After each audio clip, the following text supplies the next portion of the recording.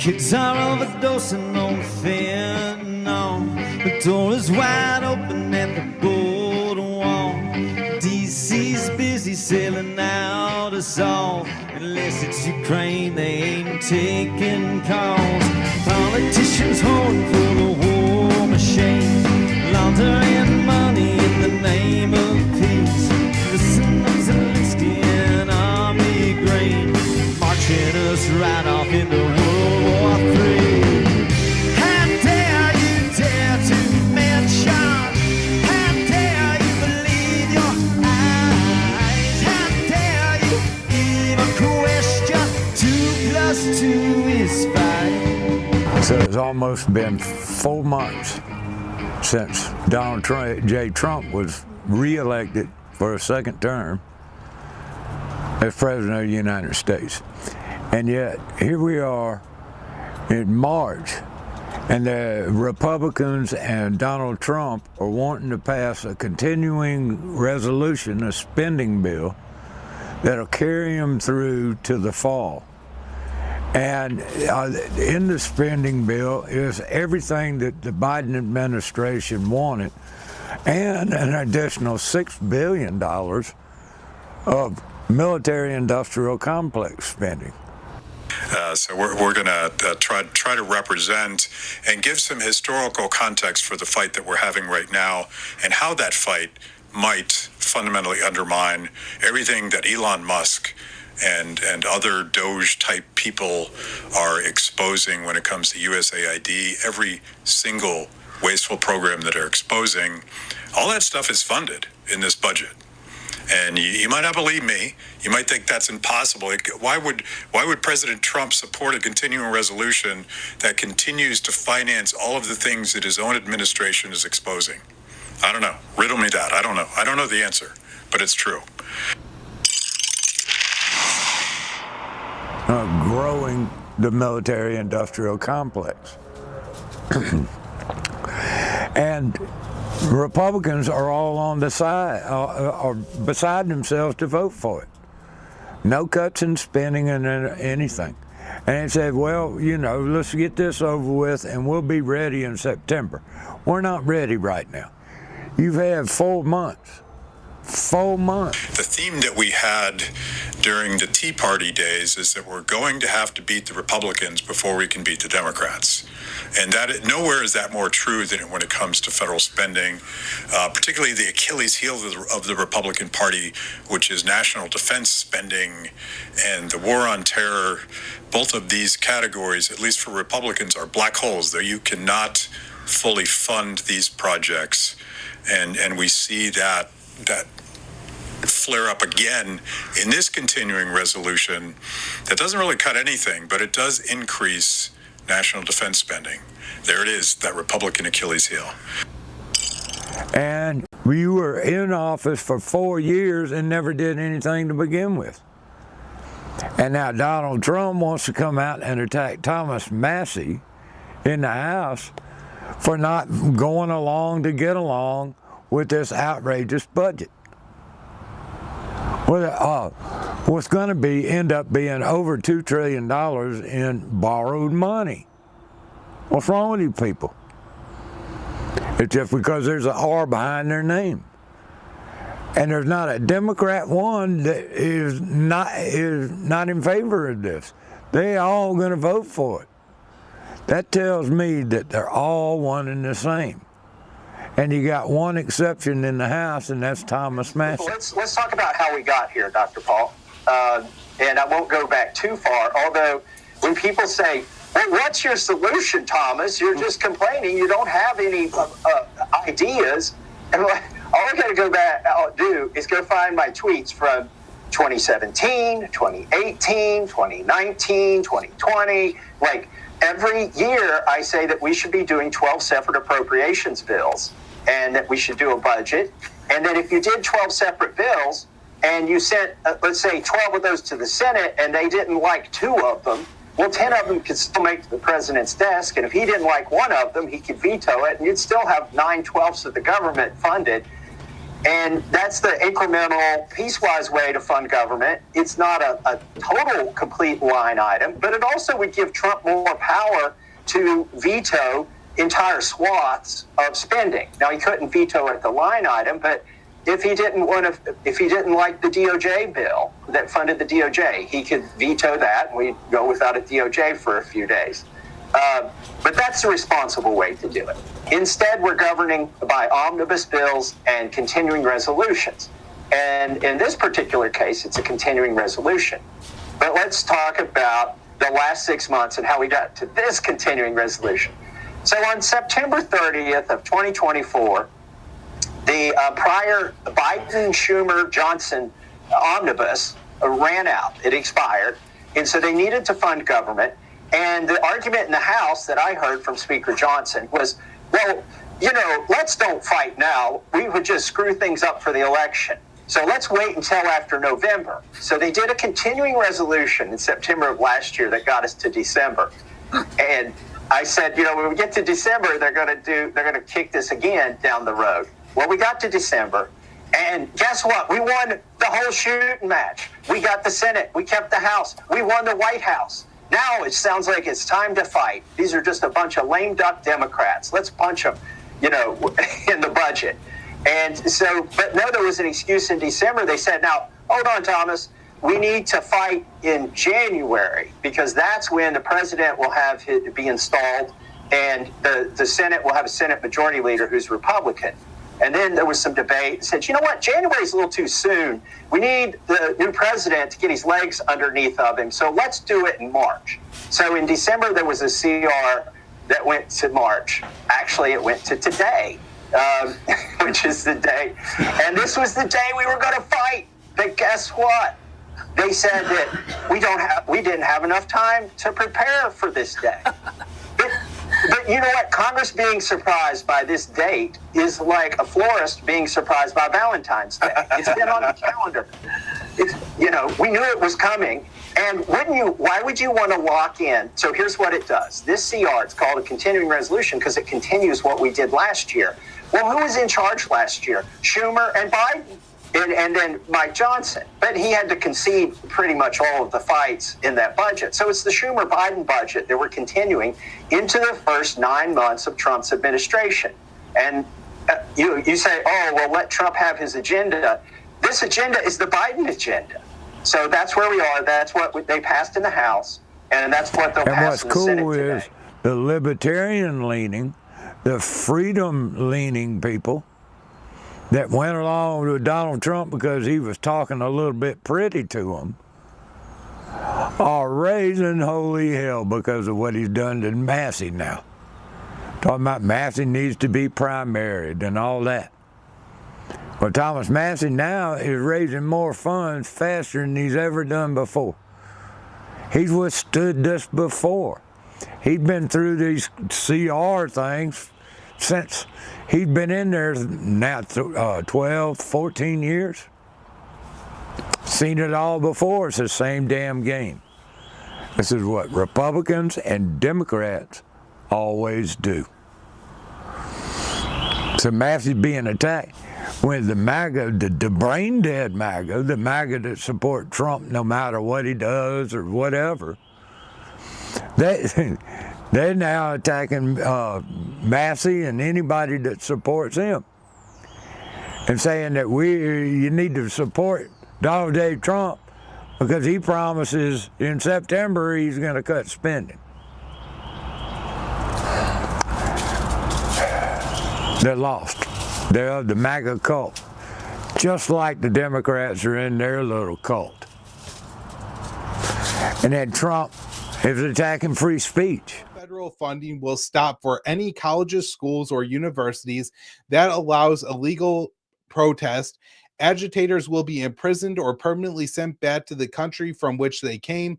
American students will be permanently expelled or, depending on the crime, arrested. No mass. Thank you for your attention on this matter. He came out there and said, I restored free speech. Well, now he's pulling funding from colleges because of Palestinian protest against the genocide in Gaza. He is for Israel first, America second, just like the rest of them, just like the rest of Congress, except for a few exceptions. But those are few and far between. So you got a genocidal nation hell-bent on destroying a whole class of people just because they want their land,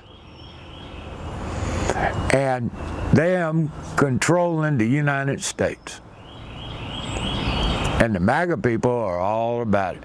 The Zionist supporters, especially down here in the South, in Zionist country down here, that believe that the Israel today are the chosen people of God, and that God gave them free hand to do whatever they want. They can commit genocide. They can take all the property they want, and where all the Christians are supposed to bow down and worship them and push them along and send them all the billions and billions of tax dollars to kill all these people. On behalf of the leadership of Christians United for Israel and our more than 7 million members, I would like to personally thank the Trump administration for issuing today's executive order, which adopts the State Department's definition of anti-Semitism. What President Trump did today is historically important. You cannot defeat what you will not define. For the past 2 years, CUFI has been working towards adopting this definition of anti-Semitism, and this was our #1 policy priority this year. Today's executive order accomplishes our goal. We applaud President Trump's decision to move forward. The President did what Congress was unwilling to do. Since its inception, CUFI has been committed to fighting anti-Semitism in all its forms wherever it is found. This year, through our Shine the Light campaign, 2 million people have pledged to shine a light on the anti-Semitism that hides in plain sight, fighting those who would use opposition to Israel as a veil to hide their hatred for the Jewish state and its people. In like manner, adoption of this definition will prevent anti-Semites from hiding behind contemporary anti-Semitic tropes like dual loyalty and other stereotypes. You cannot change what you're unwilling to confront.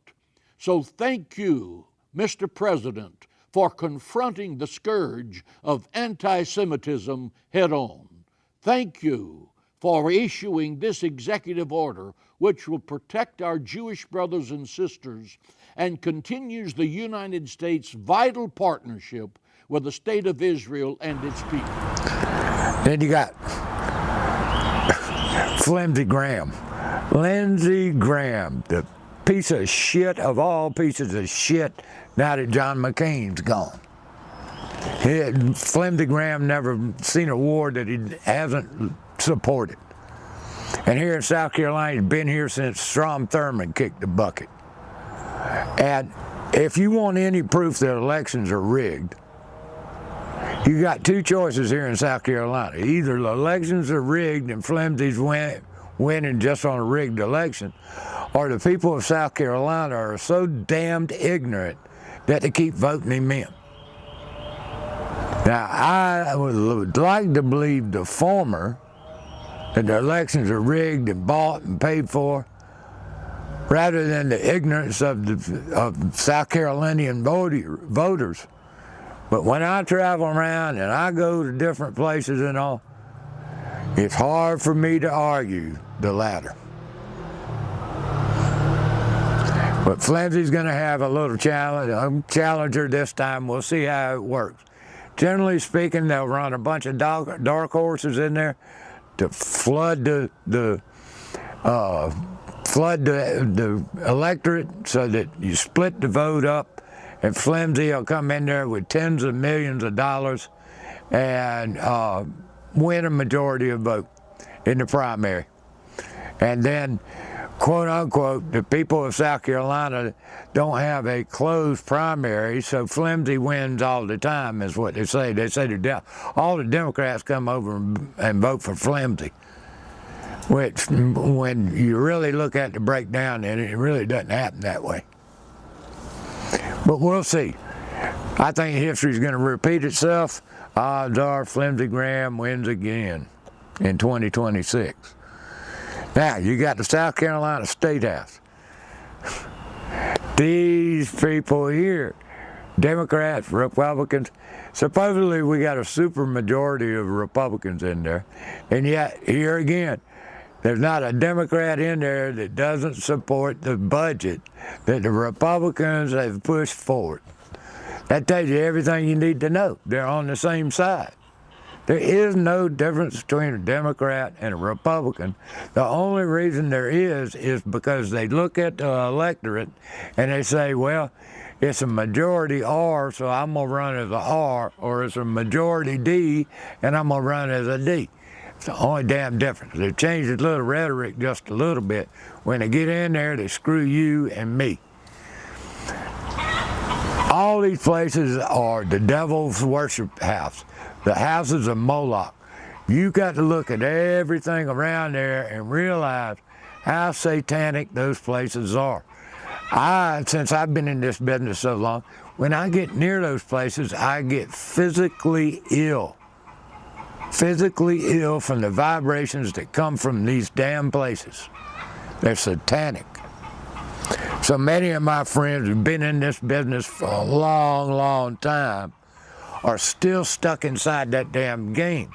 The game of, if we elect the right people, we can actually change things. It's been like this for 250 years, and we've headed in the same direction the whole time. To more and more government and less liberty. All of it leading right now to an AI system that will collect all the data on you and me, and we'll have laws and rules and regulations that you cannot escape. We'll have a monetary system that you cannot get out of. It will be a prison planet, and they'll tell you you're free. And more than likely, because of their indoctrination, you'll believe it.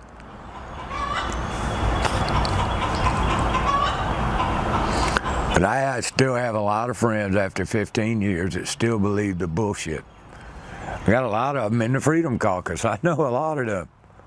And I can't say as I blame them for trying to do their best. But they're beat down in each and every time. The budget this time, insurance liability, the big battle going on right now, the way the liability costs are up. They've driven just about every insurance company out of the state. And the Freedom Caucus is saying we need tort reform, we need tort reform. Well, the system's not designed for you and me. It's designed for the plantation owners, for the privileged few. It's not for the middle class. It's not for the poor people.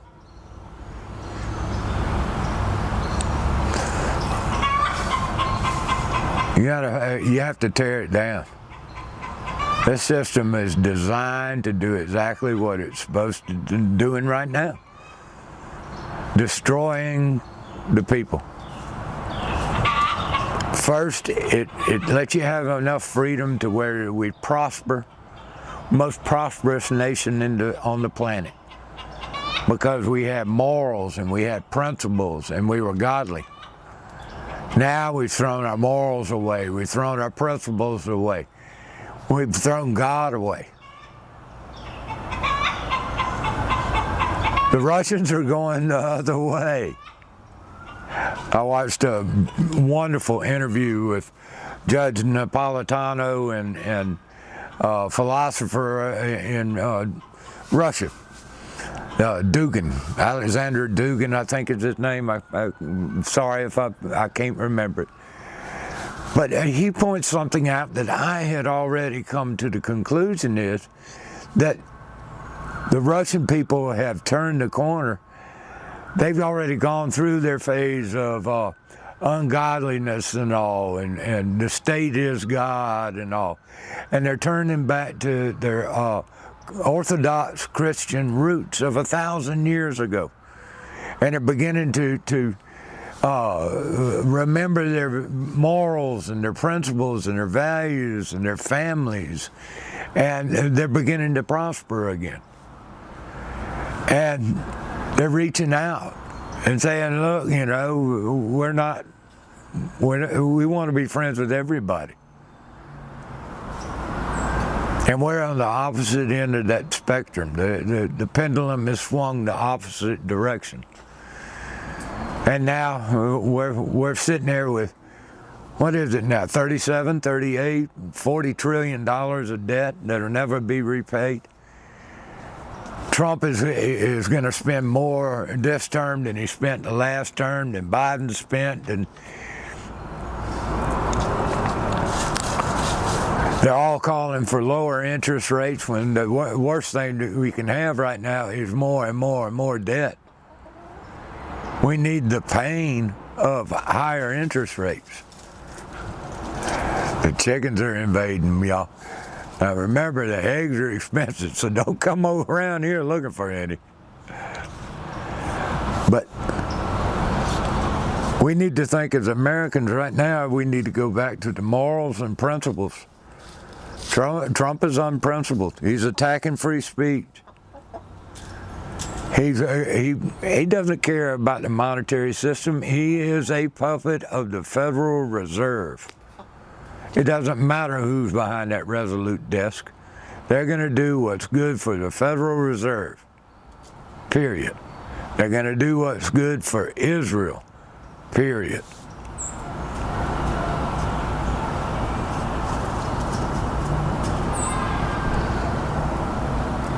At the local level, at the state house level, they're going to keep spending. They're going to have a surplus they're going to use for some other boondoggle besides Scout Motors. We're doing a major investigation into Scout Motors, and guys, it's unbelievable. It's unbelievable what Henry the Disaster McMaster had left and the Uniparty, to be honest, the Uniparty, that within 60 days gave away $1.3 billion in counting in incentives to the next competitor, which was $150 million, to a car company that it promises 4,000 jobs and 200,000 Scout four-wheel drive electric vehicles off the assembly line every year, when last year there was only 1 million EVs sold, and in South Carolina, EVs are only less than 10% of the whole fleet. There's less than 10,000 EVs in South Carolina. That's coming in the future, and you're not going to believe it. You know, if you're not mad as hell, and if you're not fed up as hell with government by now, through all the corona bullshit, from all the lies, from all the doublespeak, from all the overspending, from all the overtaxation, from all the license fees and permission slips and all that you have to get from the state. If you're not fed up with that and speaking out, what's wrong with you? What's wrong with you?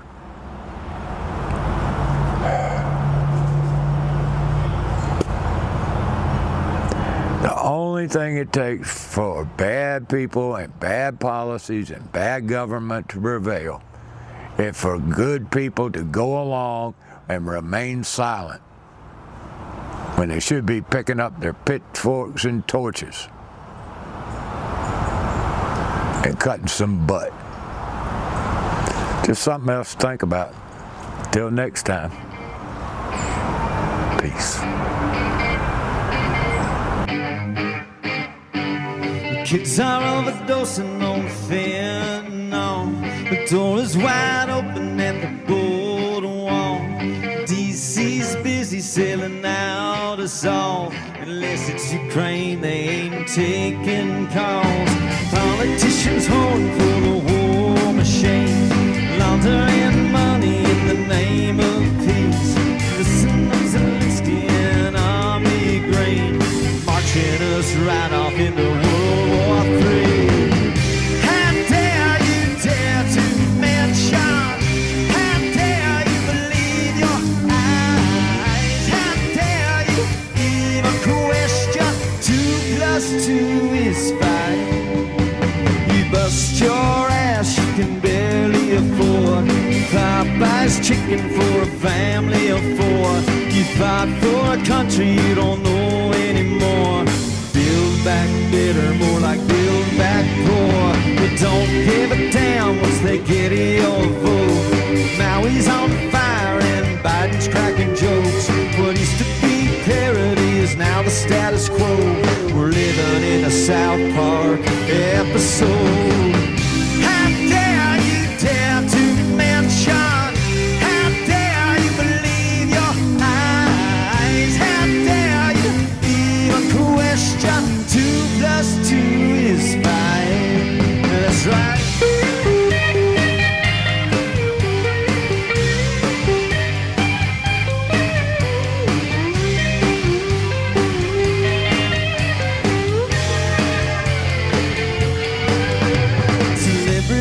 Preaching about climate change, flying out to Davos in their private planes.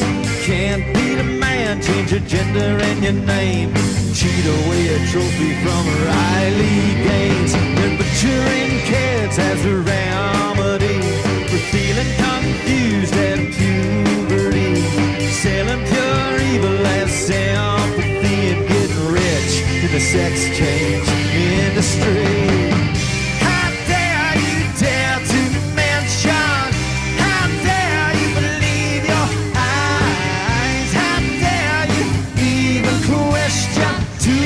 +2 is 5. They bully and harass you with a covered face, burn down your business if they don't get their way. There's communists and pedophiles baiting race. Antifa's just a rich man's KKK. Woke is their religion and they've hijacked pride. The straight white male is their antichrist.